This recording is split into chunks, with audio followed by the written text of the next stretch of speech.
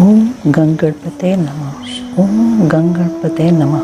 ओम गणगणपते नमः। ओम नमः शिवाय। प्रणव के अर्थों का विवेचन।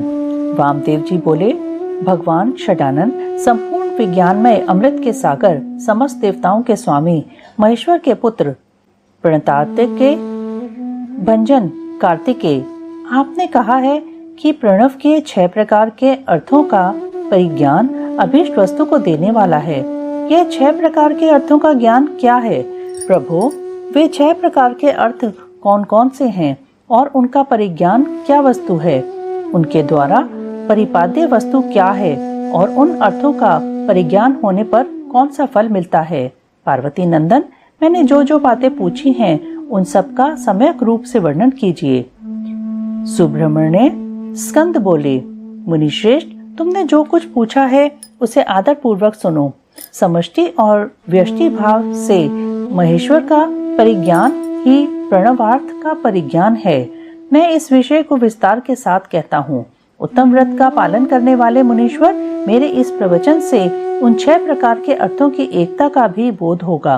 पहला मंत्र रूप अर्थ है, दूसरा यंत्र भावित अर्थ है, तीसरा देवता बोधक अर्थ है, चौथा प्रपंच रूप अर्थ है, पांचवा अर्थ गुरु के रूप को दिखाने वाला है और छठा अर्थ शिष्य के स्वरूप का परिचय देने वाला है।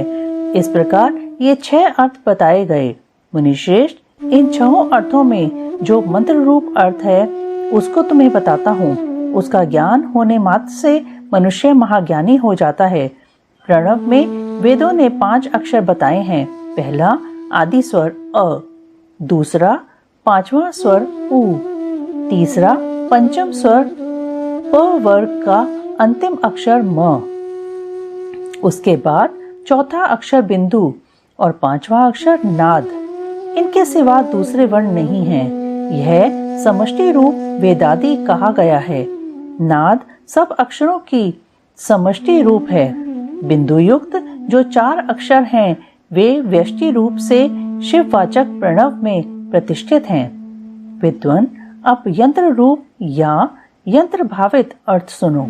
वह यंत्र ही शिवलिंग रूप में स्थित है। सबसे नीचे पीठ लिखे, उसके ऊपर पहला स्वर अकार लिखे, उसके ऊपर उकार अंकित करे और उसके भी ऊपर पवर्ग का अंतिम अक्षर मकार लिखे। मकार के ऊपर अनुस्वार और उसके भी ऊपर अर्ध चंद्राकार नाद अंकित करे। इस तरह यंत्र के पूर्ण हो जाने पर साधक का संपूर्ण मनोरथ सिद्ध होता है। इस प्रकार यंत्र लिखकर उसे प्रणव से ही वेष्टित करे। उस प्रणव से ही प्रकट होने वाले नाद के द्वारा नाद का अवसान समझे। मुने, अब मैं देवता रूप तीसरे अर्थ को बताऊंगा जो सर्वत्र गूढ़ है। वामदेव, तुम्हारे स्नेहवश भगवान शंकर के द्वारा प्रतिपादित उस अर्थ का मैं तुमसे वर्णन करता हूँ। सद्यो जातम प्रपद्यामि, यहाँ से आरंभ करके सदा शिवोम तक जो 5 मंत्र हैं, श्रुति ने प्रणव को इस सब का वाचक कहा है। इन्हें ब्रह्म रूपी 5 सूक्ष्म देवता समझना चाहिए। इन्हीं का शिव की मूर्ति के रूप में भी विस्तार पूर्वक वर्णन है। शिव का वाचक मंत्र शिव मूर्ति का भी वाचक है, क्योंकि मूर्ति और मूर्तिमान में अधिक भेद नहीं है। ईशान मुकुटोपेत, इस श्लोक से आरंभ करके पहले इन मंत्रों द्वारा शिव के विग्रह का प्रतिपादन किया जा चुका है। अब उनके 5 मुखों का वर्णन सुनो। पंचम मंत्र ईशान सर्व विद्यानाम को आदि मानकर वहां से लेकर ऊपर से सद्योजात मंत्र तक क्रमशः एक चक्र में अंकित करे। फिर सद्योजात से लेकर ईशान मंत्र तक क्रमशः उसी चक्र में अंकित करे। ये ही 5 भगवान शिव के 5 मुख बताए गए हैं। पुरुष से लेकर सद्योजात तक जो ब्रह्म रूप 4 मंत्र हैं, वे ही महेश्वर देव के चतुर्व्यूह पद पर प्रतिष्ठित हैं। ईशान मंत्र सद्योजात आदि 5 मंत्रों का समष्टि रूप है। मुने, पुरुष से लेकर सद्योजात तक जो 4 मंत्र हैं वे ईशान देव के व्यष्टि रूप हैं। इसे अनुग्रहमय चक्र कहते हैं। यही पंचार्थ का कारण है। यह सूक्ष्म निर्विकार, अनामय पर ब्रह्म स्वरूप है। अनुग्रह भी दो प्रकार का है। एक तो तिरोभाव आदि 5 कृत्यों के अंतर्गत है, दूसरा जीवों को कार्य कारण आदि के बंधनों से मुक्ति देने में समर्थ है। यह दोनों प्रकार का अनुग्रह सदाशिव का ही द्विविध कृत्य कहा गया है। मुने, अनुग्रह में भी सृष्टि आदि कृत्यों का योग होने से भगवान शिव के 5 कृत्य माने गए हैं। इन 5 कृत्यों में भी सद्योजात आदि देवता प्रतिष्ठित बताए गए हैं। वे 5 पर ब्रह्म स्वरूप तथा सदा ही कल्याणदायक हैं। अनुग्रह में चक्र शांत्यतीत कला रूप है। सदाशिव से अधिष्ठित होने के कारण उसे परम पद कहते हैं। अंतःकरण वाले सन्यासियों को मिलने योग्य पद यही है। जो सदाशिव के उपासक हैं और जिनका चित्त प्रणवोपासना में संलग्न है, उन्हें भी इसी पद की प्राप्ति होती है। इसी पद को पाकर मुनीश्वरगण उन ब्रह्म रूपी महादेव जी के साथ प्रचुर दिव्य भोगों का उपभोग करके महाप्रलय काल में शिव की समता को प्राप्त हो जाते हैं। वे मुक्त जीव फिर कभी संसार सागर में नहीं गिरते।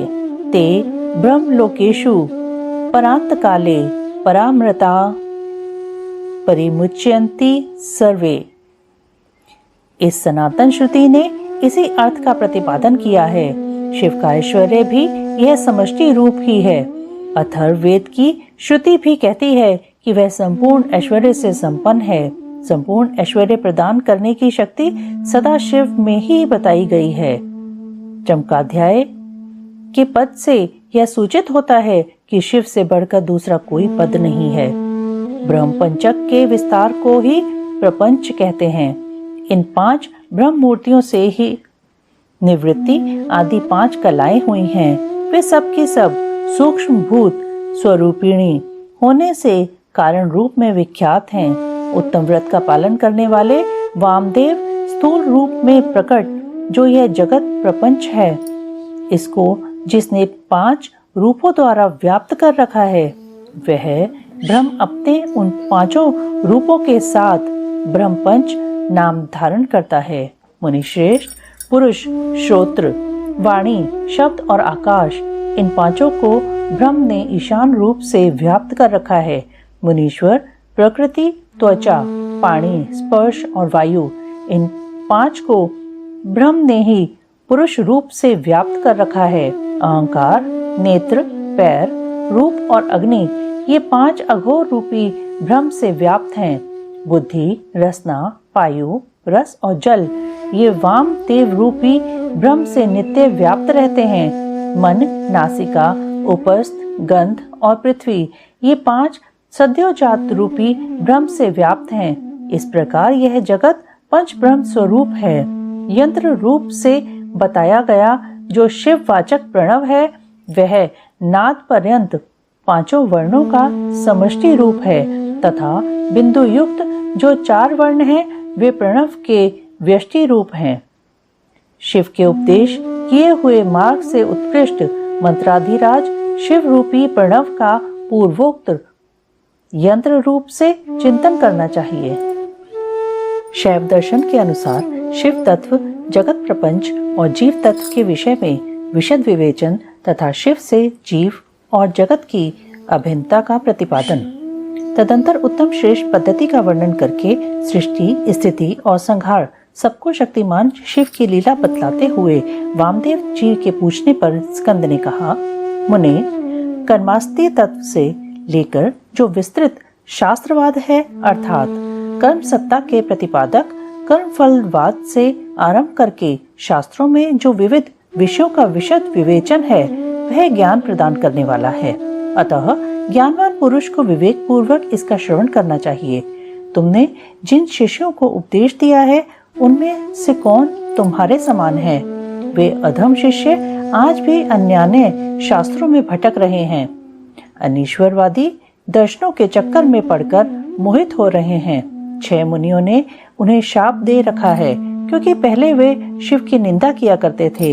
अतः उनकी बातें नहीं सुननी चाहिए, क्योंकि वे अन्यथावादी हैं। यहाँ 5 अवयवों से युक्त अनुमान के प्रयोग के लिए भी अवकाश है ही। उत्तम व्रत का पालन करने वाले वामदेव जैसे धूम का दर्शन होने से लोग अनुमान द्वारा पर्वत पर अग्नि की सत्ता का प्रतिपादन करते हैं, उसी प्रकार इस प्रत्यक्ष प्रपंच के दर्शन रूप हेतु का अवलंबन करके परमेश्वर परमात्मा को जाना जा सकता है, इसमें संशय नहीं है। यह विश्व स्त्री पुरुष रूप है, ऐसा प्रत्यक्ष देखा जाता है। 6 कोश रूप जो शरीर है उसमें आदि के 3 माता के अंश से उत्पन्न हुए हैं और अंतिम 3 पिता के अंश से, यह श्रुति का कथन है। इस प्रकार सभी शरीरों में स्त्री पुरुष भाव को जानने वाले लोग हैं। मुने विद्वानों ने परमात्मा में भी स्त्री पुरुष भाव को जाना है। श्रुति कहती है पर ब्रह्म परमात्मा सत चित और आनंद रूप है। असत प्रपंच को निवृत्त करने वाला शब्द ही सद्रूप कहा जाता है। चित शब्द से जड़ जगत की निवृत्ति की जाती है। यद्यपि सत शब्द तीनों लिंगों में विद्यमान है, तथापि यहाँ पर ब्रह्म परमात्मा के अर्थ में पुल्लिंग सत शब्द को ही ग्रहण करना चाहिए। वह सत शब्द प्रकाश का वाचक है। सन प्रकाश, सन शब्द स्पष्ट रूप से प्रकाश का वाचक है। परमात्माओं में जो सत्ता या प्रकाश रूपता है वह उसके पुरुष भाव को सूचित करती है। ज्ञान शब्द का पर्यायवाची जो चित शब्द है वह स्त्रीलिंग है, अर्थात परमात्मा में चित रूपता उसके स्त्री भाव को सूचित करती है। प्रकाश और चित ये दोनों जगत के कारण भाव को प्राप्त हुए हैं। इसी प्रकार सच्चिदात्मा परमेश्वर भी जब जगत के कारण भाव को प्राप्त होते हैं तब उन एकमात्र परमात्मा में ही शिव भाव और शक्ति भाव का भेद किया जाता है। जब तेल और बत्ती में मलिनता होती है तब उसके प्रकाश में भी मलिनता आ जाती है। चिता की आग आदि में अशिवता और मलिनता स्पष्ट देखी जाती है। अतः मलिनता आदि आरोपित वस्तु है, उसका निवर्तक होने के कारण परमात्मा के शिवत्व का ही श्रुति के द्वारा प्रतिपादन किया गया है। जीव के आश्रित जो चिचकती है वह सदा दुर्बल होती है। उसकी निवृत्ति के लिए ही परमात्मा में सर्वकालिक सर्वशक्तिमत्ता विद्यमान है। ईश्वर बलवान है, शक्तिमान है, यह व्यवहार देखा जाता है। महामुने वामदेव लोक और वेद में भी सदा ही परमात्मा की शिव रूपता और शक्ति रूपता का साक्षात्कार कराया गया है। शिव और शक्ति के संयोग से निरंतर आनंद प्रकट रहता है। अतः मुने उस आनंद को प्राप्त करने के उद्देश्य से ही पाप रहित मुनि शिव में मन लगाकर निरामय शिव को प्राप्त हुए हैं। उपनिषदों में शिव और शक्ति को ही सर्वात्मा एवं ब्रह्म कहा गया है। ब्रह्म शब्द से ब्रही धात्व अर्थगत व्यापकता एवं सर्वात्मता का ही प्रतिपादन होता है। शंभु नामक विग्रह में भ्रणत्व और बृहत्व नित्य विद्यमान है। सदैव जातादि पंच ब्रह्ममय शिव विग्रह में विश्व की प्रतीति ब्रह्म शब्द से ही कही गई है। वामदेव हंस पद को उलट देने से सोहम पद बनता है। उसमें प्रणव का प्राकट्य कैसे होता है यह तुम्हारे स्नेहवश मैं बता रहा हूँ, सावधान होकर सुनो। सोहम पद में से सकार और हकार नामक व्यंजनों को त्याग देने से स्थूल ओम शब्द बच रहता है जो परमात्मा का वाचक है। तत्वदर्शी मुनि कहते हैं कि उसे महामंत्र रूप जानना चाहिए। उसमें जो सूक्ष्म महामंत्र है उसके उद्धार मैं तुम्हें बता रहा हूँ। हंस पद में 3 अक्षर हैं, ह अ स।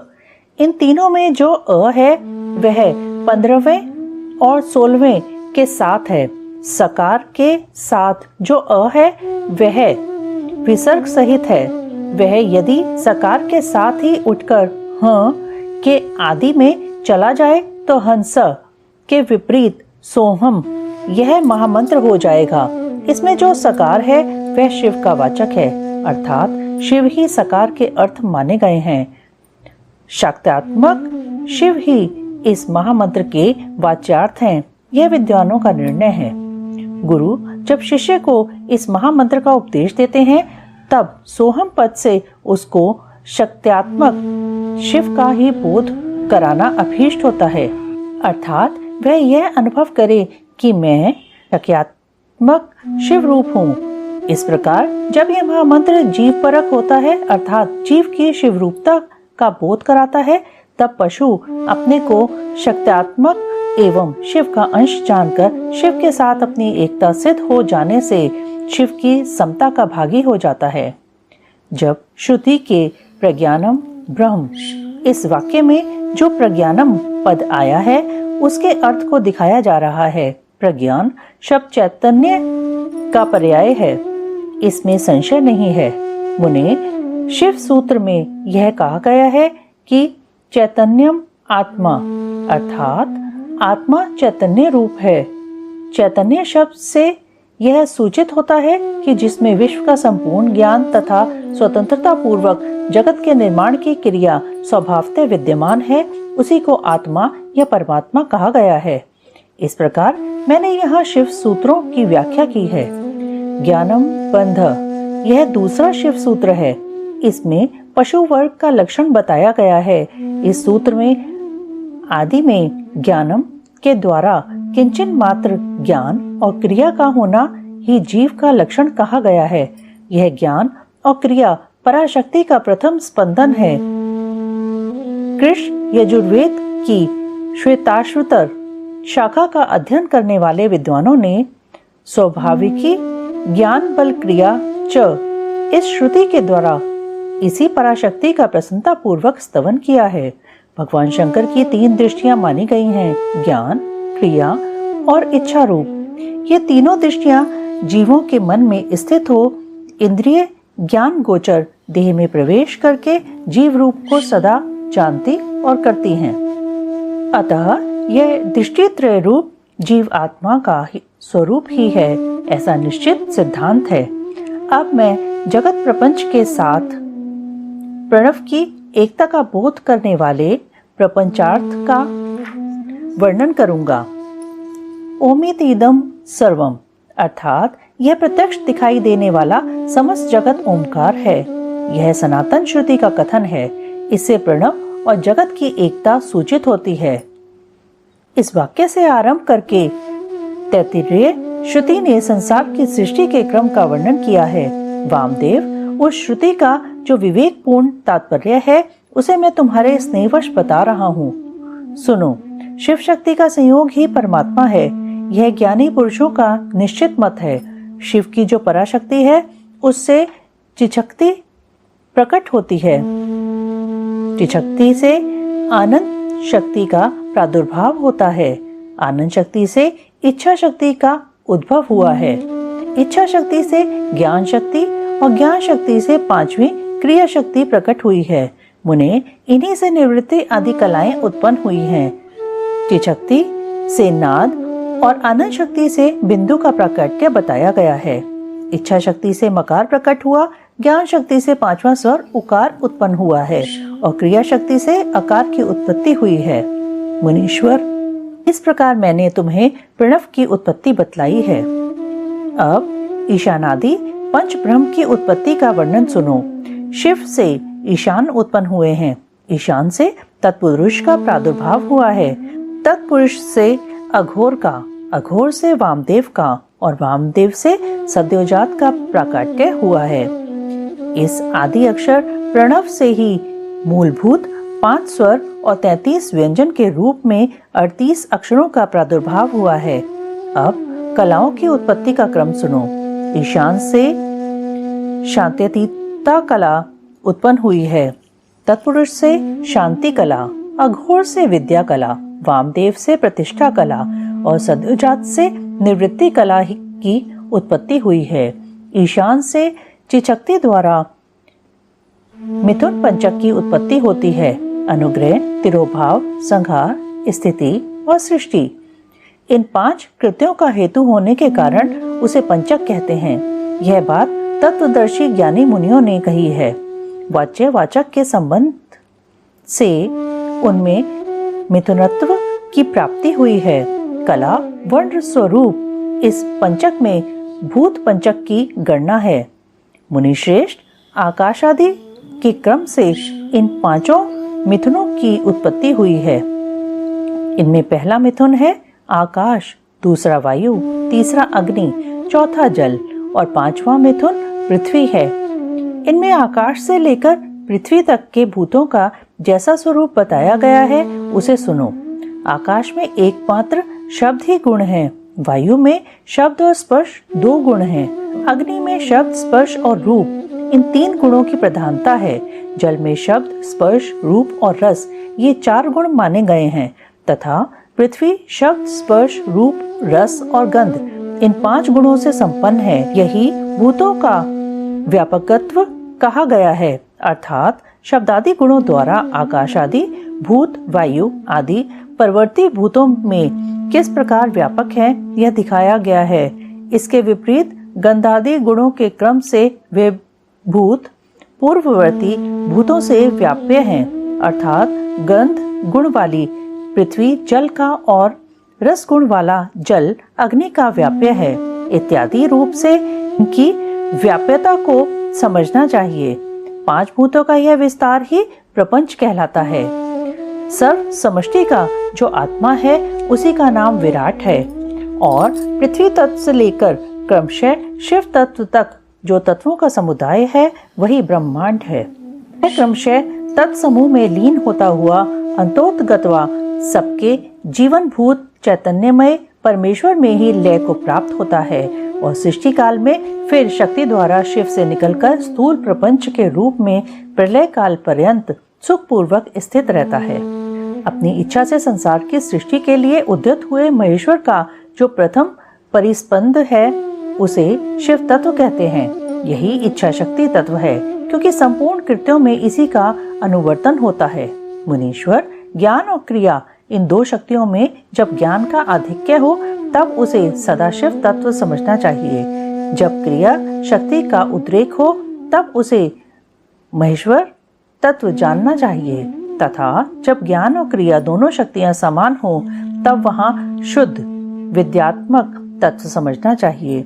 समस्त भाव पदार्थ परमेश्वर के अंगभूत ही हैं, तथापि उनमें जो भेद बुद्धि होती है उसका नाम माया तत्व है। जब शिव अपने परम ऐश्वर्यशाली रूप का माया से निग्रहित करके संपूर्ण पदार्थों को ग्रहण करने लगते हैं तब उसका नाम पुरुष होता है। तत् सृष्वा तदेवानु प्राविशत। इस श्रुति ने उसके इसी स्वरूप का प्रतिपादन किया है अथवा इसी तत्व का प्रतिपादन करने के लिए उक्त श्रुति का प्रादुर्भाव हुआ है। यही पुरुष माया से मोहित होकर संसारी पशु कहलाता है। शिव तत्व के ज्ञान से शून्य होने के कारण उसकी बुद्धि नाना कर्मों में आसक्त हो मूर्ता को प्राप्त हो जाती है। वह जगत को शिव से अभिन्न नहीं जानता तथा अपने को भी शिव से भिन्न ही समझता है। प्रभु, यदि शिव से अपनी तथा जगत की अभिन्नता का बोध हो जाए तो इस पशु को मोह का बंधन न प्राप्त हो। जैसे इंद्रजाल विद्या के ज्ञाता को अपनी रची हुई अद्भुत वस्तुओं के विषय में मोह या भ्रम नहीं होता है, उसी प्रकार ज्ञान योगी को भी नहीं होता।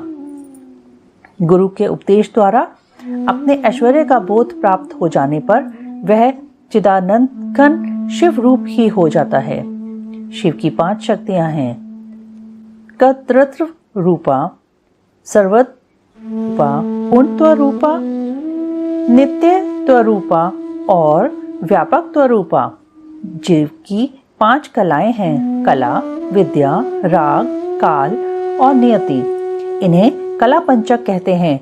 जो यहाँ 5 तत्वों के रूप में प्रकट होती है उसका नाम कला है, जो कुछ कुछ तत्व में हेतु बनती है और कुछ तत्व का साधन होती है। उस कला का नाम विद्या है। जो विषयों में आसक्ति पैदा करने वाली है उस कला का नाम राग है। जो भाव पदार्थों और प्रकाशों का भासनात्मक रूप से क्रमशः अवच्छेदक होकर संपूर्ण भूतों का आदि कहलाता है वही काल है। यह मेरा कर्तव्य है और यह नहीं है। इस प्रकार नियंत्रण करने वाली जो विभु की शक्ति है उसका नाम नियति है। उसके आक्षेप से जीव का पतन होता है। ये पांचों ही जीव के स्वरूप को आच्छादित करने वाले आवरण हैं, इसलिए पंच कंचुक कहे गए हैं।